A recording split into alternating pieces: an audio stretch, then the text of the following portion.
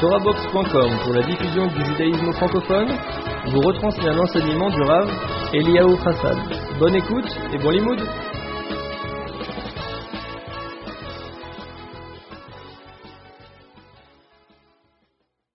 Voilà, c'est bientôt la fin du Zman à la Yeshiva. D'accord? Donc la Yeshiva finit dans quelques jours, dans une semaine, et nous allons malheureusement devoir affronter les épreuves de la vie. D'accord? On a la Yeshiva, donc ça fait déjà Baruch Hashem quelques mois, et on a réussi, on est entouré de Rabbanim, on est entouré de Bachurim. D'accord? L'ambiance est à la joie de Torah. On arrive à se maintenir, à rester des bons juifs. Pourquoi? Parce que on est toute la journée plongé dans la Torah, on baigne dans la Torah, et donc on a cette facilité. En quelques jours, quelques-uns d'entre vous vont retourner en France, et là les épreuves vont commencer, ça va être très difficile. D'accord, comme tous les ans. Tous les ans, le problème, Ben Azmanim, c'est une hécatombe. Les Bachurim reviennent avec la tête basse. Ils ont rencontré beaucoup d'épreuves, beaucoup de problèmes, c'est difficile. L'ambiance en France n'est pas aussi saine pour un juif que celle de la Yeshiva. Donc la question est comment résister à cette influence du Yetzer Hara, à cette mauvaise influence pendant Ben Azmanim. D'accord, monsieur? C'est un sujet intéressant. Alors, pour traiter ce sujet, on va ramener quelques petits exemples. Comme vous le savez, comme vous ne le savez pas, la criminalité à New York a, on va dire Baruch Hashem, parce que ça a sûrement aidé beaucoup de gens, a diminué. Il y a de moins en moins de criminalité à New York. Vous savez pourquoi? Par rapport à ce qu'il y avait il y a 10 ou 15 ans. C'est pourquoi? Le livre jaune, non pas le livre jaune. Le livre jaune n'était pas encore sorti. C'est sûr qu'aujourd'hui, avec le livre jaune, ça serait vraiment le Gan Eden là-bas. Non, la raison pour laquelle la criminalité a réduit à New York, c'est parce qu'on a changé le chef de la police. Le chef de la police, il a décidé de travailler autrement. À savoir qu'avant, la chita, la façon de travailler, c'était quoi? C'est qu'on essayait d'attraper les gros gangsters, les grands malfaiteurs, d'accord, les grands mafiosos, on essayait de les attraper. Les petits, on ne s'occupait pas d'eux. Et on s'attaquait directement à ceux qui tenaient les rênes. Ça a eu son charme pendant un certain nombre d'années. Lorsque le chef de la police a changé, il a dit on va changer la chita, on va travailler autrement maintenant. On ne va plus s'attaquer aux gros, on va s'attaquer aux petits. Ils ont ouvert des prisons spéciales.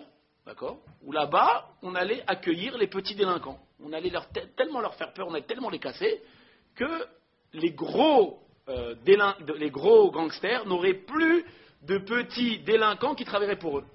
Et donc comme ça, on réussirait à réduire la criminalité. Et donc c'est ce qu'ils ont fait. Le moindre petit gangster, le moindre petit délit on attrapait le moindre petit personne qui faisait un délit, on l'attrapait, on le punissait, on le mettait en prison, on lui criait dessus. Et du coup, les jeunes, avaient peur de faire du mal. Et grâce à ça, la criminalité, elle a réduit. Donc il y a deux façons de se battre contre le mal. Ou bien on s'attaque au gros mal, ou bien on s'attaque autrement, on s'attaque au petit mal.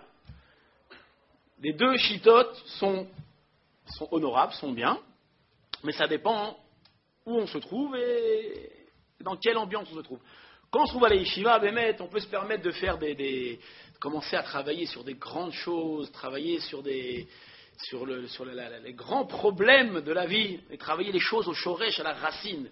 Mais lorsqu'on n'est pas à la yeshiva, lorsqu'on est en dehors, ou est-ce qu'on a une vie, un train-train, tous les gens qui ne nous permettent pas de nous élever de cette façon-là, alors il faut trouver une autre chita. Et l'autre chita, l'autre façon de faire, ce qu'on va dire, c'est de travailler sur les petites choses.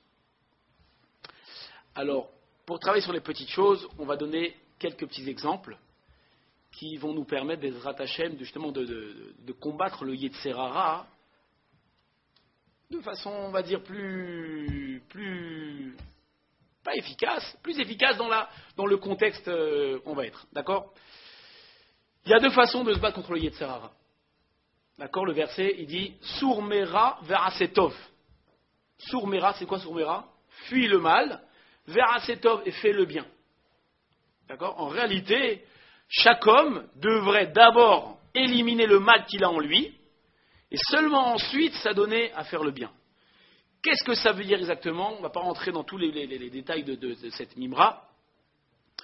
Mais une chose est sûre et certaine. Les Balei Hamoussar, mon Mashgiach à la Yeshiva, il nous disait qu'aujourd'hui, tout le monde est d'accord pour dire qu'on doit commencer par Barasetov. Fais le bien, et en faisant le bien, tu vas réduire le mal, tu vas enlever le mal de toi. Qu'est-ce que ça veut dire de faire le bien? Et qu'est-ce que ça veut dire qu'en faisant le bien, ça va enlever le mal? J'ai cherché lui, je ne l'ai pas trouvé, mais bon, on va essayer d'expliquer ce que le Chazon Ish il dit dans son livre Emouna ou Bitachon. Vous avez entendu parler du Chazon Ish? Chazon Ish, Adam Gadol, c'est un grand personnage. Il a écrit beaucoup de livres, d'accord? Et entre autres, à la fin de sa vie, il a écrit un livre, enfin, à la fin de sa vie, on l'a publié à la fin de sa vie, c'est ce qu'on appelle Emouna ou Bitachon. Là-bas, le Chazon Ish va développer tous les sujets, en profondeur des sujets de Emouna, de croyance, et de Bitachon et de confiance en Dieu.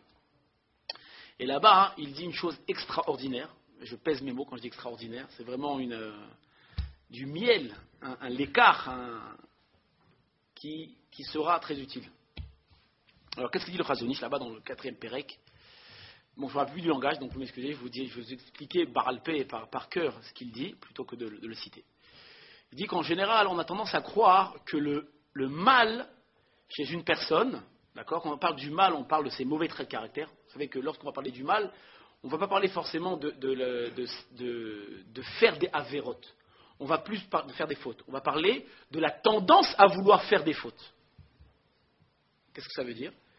Que l'homme, en réalité, il est régi par des traits de caractère, il est régi par des... Comment on dit traits de caractère en français? Ah, c'est en français, traits de caractère. Par les midotes, d'accord? Ces midotes-là, ces traits de caractère-là, c'est eux qui vont l'entraîner à faire des fautes. Lorsqu'on va parler de lutte contre le mal et faire le bien, on va parler des traits de caractère de l'homme. Je fais une petite parenthèse. Sachez qu'en réalité, un homme qui arrive à maîtriser ses traits de caractère, qui arrive à parfaire ses traits de caractère, il a en réalité devant lui le chemin pour devenir un tzaddik parfait. D'accord? On ne peut pas devenir un tzaddik, d'accord, sans travailler ses traits de caractère, sans nettoyer ses traits de caractère. C'est impossible. Mis à part ça, c'est le but. Tout le but des mitzvot, tout le but de la Torah, c'est justement arriver à la shlemut, à la perfection. De quelle perfection on parle? De la perfection de l'être, à savoir de parfaire ses traits de caractère. Et ça, c'est le travail de l'homme, de devenir un homme. Mensch, comme on dit. D'accord?